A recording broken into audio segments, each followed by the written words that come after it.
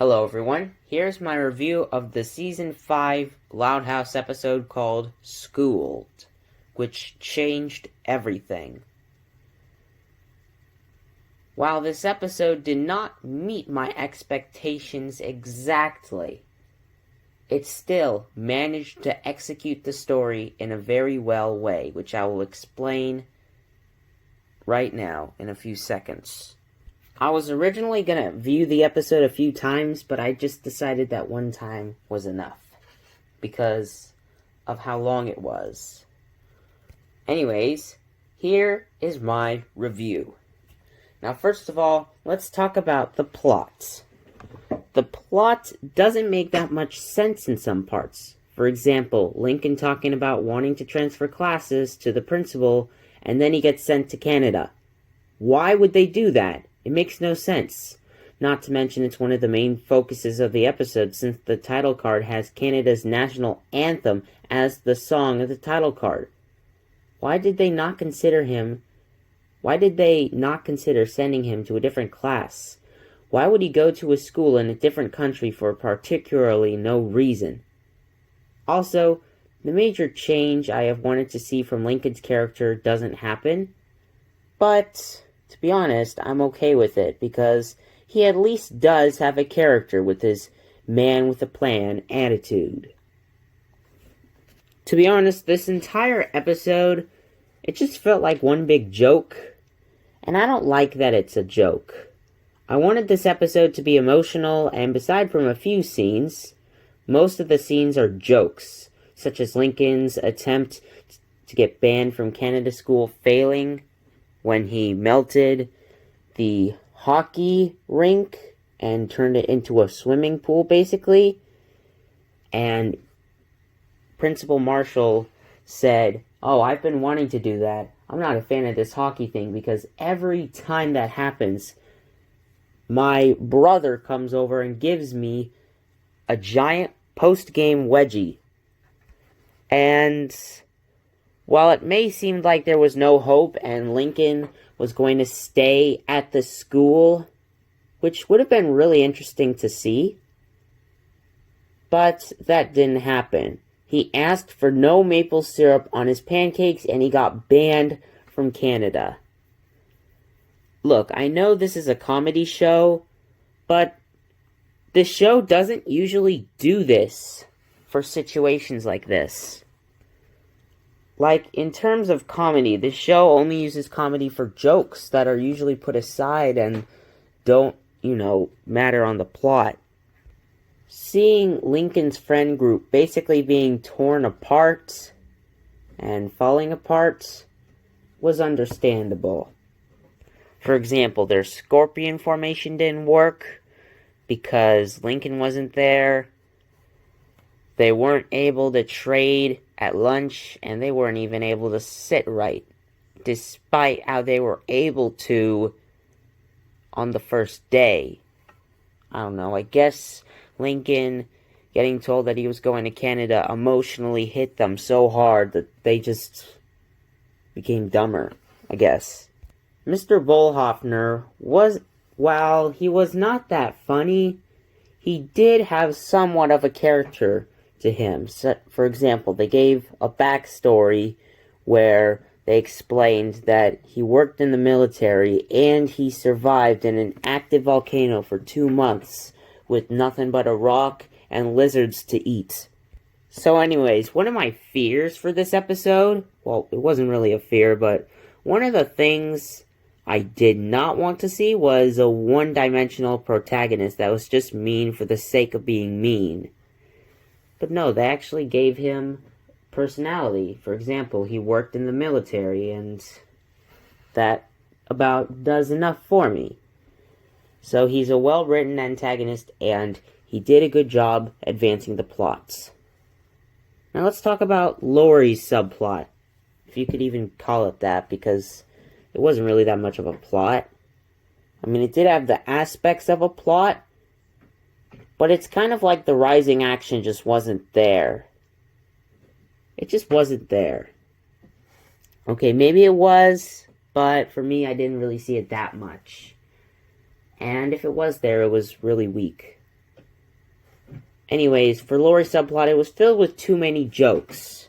Anyways, I do highly appreciate that Lori's departure from the house was emotional, and they still put a joke and made it work since everyone was over their sadness except for Lynn Sr. The reasons why Lori doesn't like Fairway is because of the dorm rooms. There is one where you must be quiet, another with golf balls flying everywhere at really fast speeds. There's another with a caddy, I think it's called, but for me, I just call it a stalker.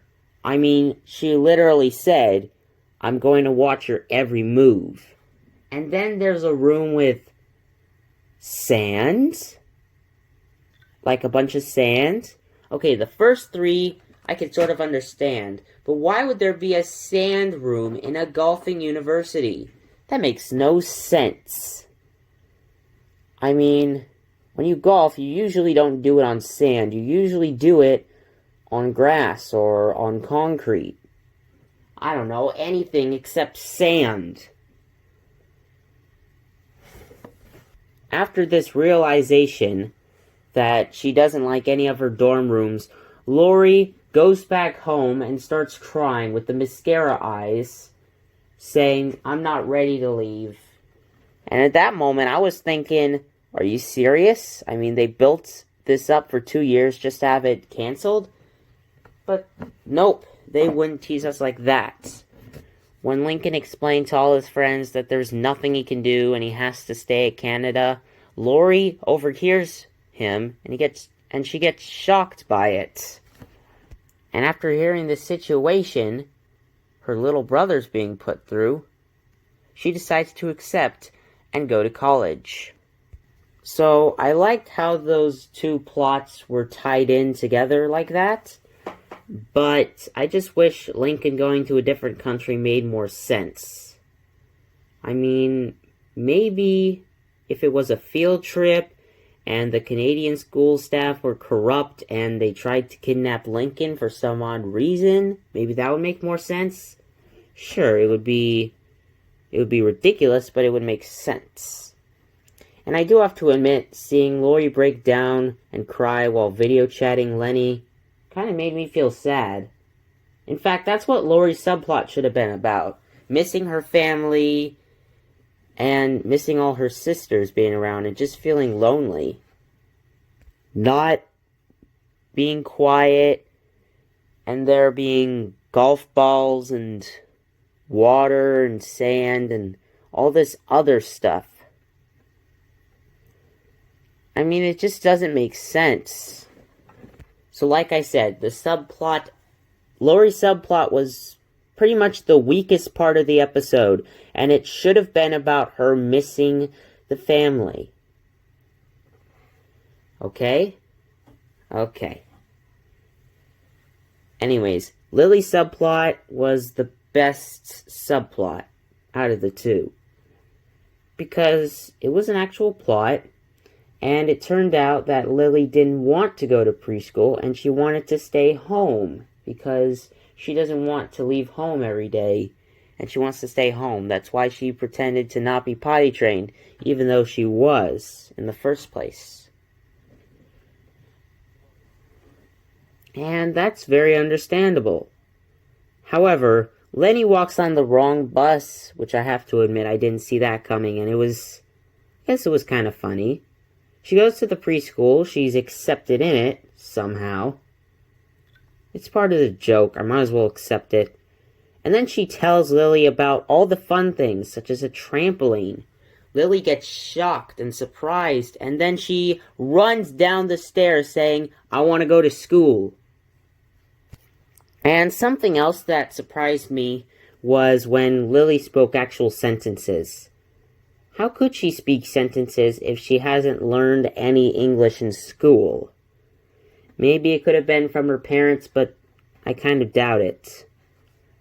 Anyways, there were a lot of running gags in the episodes, and most of them weren't that funny to me, such as Lynn Sr. crying and Rusty's mustache hair. The reason why I didn't find Lynn Sr. crying is because we've seen that joke done before, and it wasn't funny the first time, nor is it funny the 15th time, or however many times. And Rusty's mustache hair was just strange. It wasn't particularly funny, it was just strange.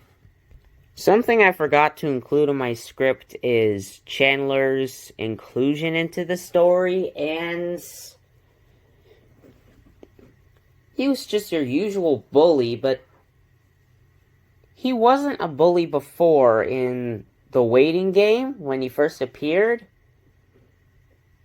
Instead, Lincoln and Clyde just wanted to be in his party, but they didn't get to, so they tried persuading him, and they eventually got into it. So, I don't know why he's a bully.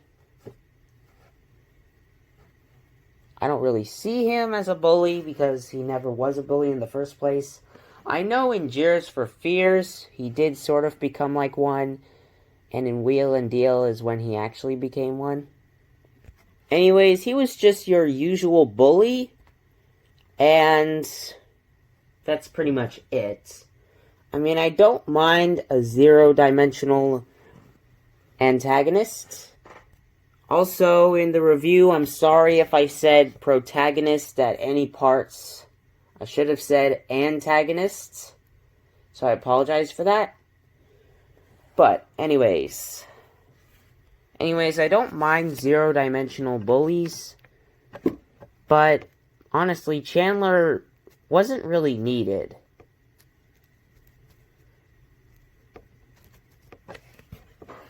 And the reason why is because he barely contributed to the story. I mean, Mr. Bollhoffner was enough. So Chandler's reappearance wasn't that necessary. And he kept bullying Lincoln, and I didn't really like it that much. But thankfully, he got his butt handed to him at the end, where his shirt got grabbed by a moose and he got beat up by it. That was pretty cool.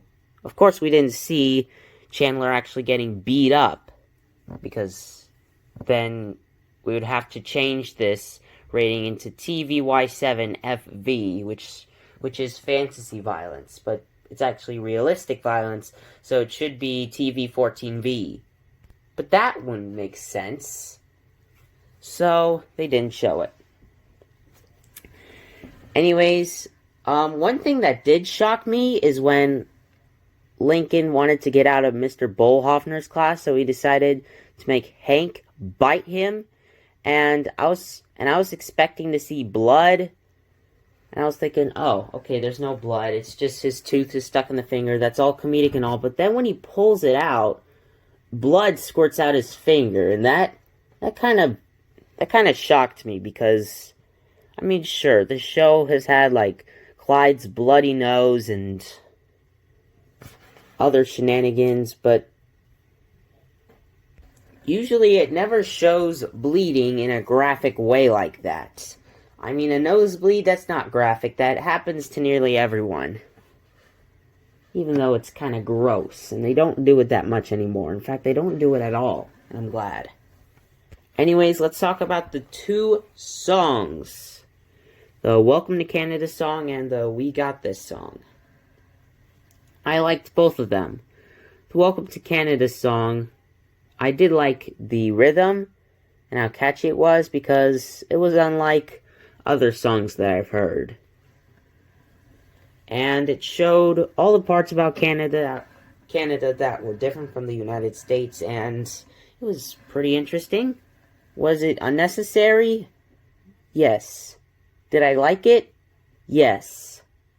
Okay, maybe it wasn't that unnecessary, but come on, I liked it.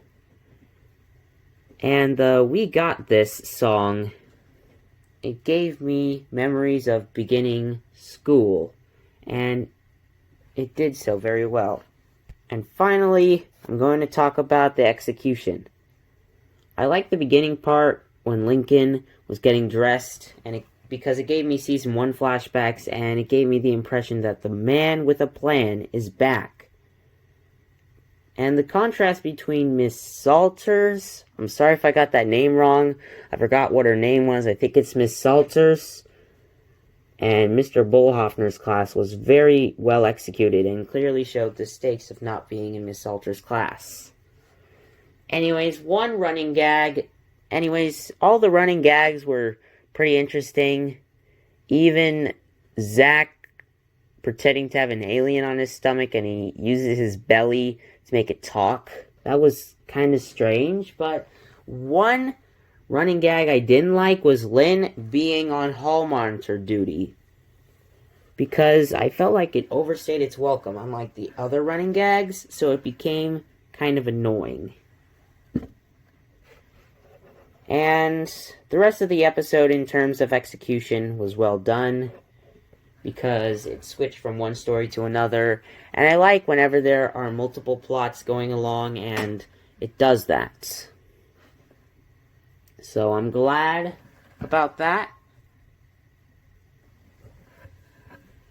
And time for the conclusion. Overall, this episode it wasn't the best special, but it's not the worst either. And it's leaning more on the good side. Most of the plot didn't make sense. Okay, not most of the plot. There was just one little plot hole. Well, it's not a little plot hole, it's a big plot hole. If they would have given an explanation to why Lincoln was moving off to Canada, that would have been perfect. Anyways, most of the running gags didn't overstay their welcome, but they weren't funny to me, and the execution, as I talked about, was well done. So, anyways, this story manages to well encompass the changes that have happened to the Loud House while still giving us the wacky shenanigans we love. And for that reason, I am going to give this episode an 8.5 out of 10. So anyways, this is a really good episode, and if you're a fan of the Loud House, I recommend you watch it. However, I looked at other people's thoughts, and there was this one person, his name's going to be anonymous, but he was mad. He was extremely mad, because Lincoln kept getting tortured in the episode. Well, I didn't really see him getting tortured in the episode. I mean, sure, he did get hurt a lot, and I didn't really pay attention to that, but now that it's been brought to my attention, I don't think it affects the story that much, and I don't think it makes it unlikable. I mean, at least unlike Friends in Dry Places or No Such Luck, at least Lincoln gets a happy ending, he gets to move back in with the middle school, and he learns to appreciate Mr. Bullhoffner's class, because at least it's not Canada. And the last words of the episode were, I think I'm gonna like middle school. So, sure, he was tortured, but at least he had a happy ending.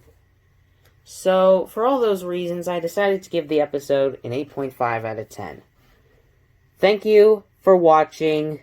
I hope you enjoyed this long review, and stay tuned, because next week, more reviews of The Loud House and the Casa Grandes are going to be coming out soon.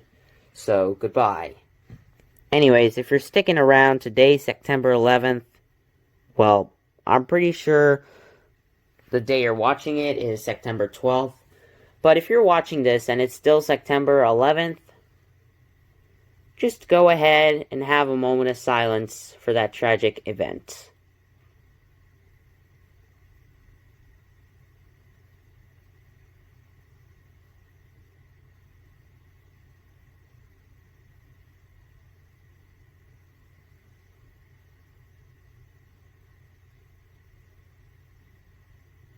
Thank you for properly serving your moment of silence to this event. I hope this never happens again in our history ever. And I will see you all later. Goodbye.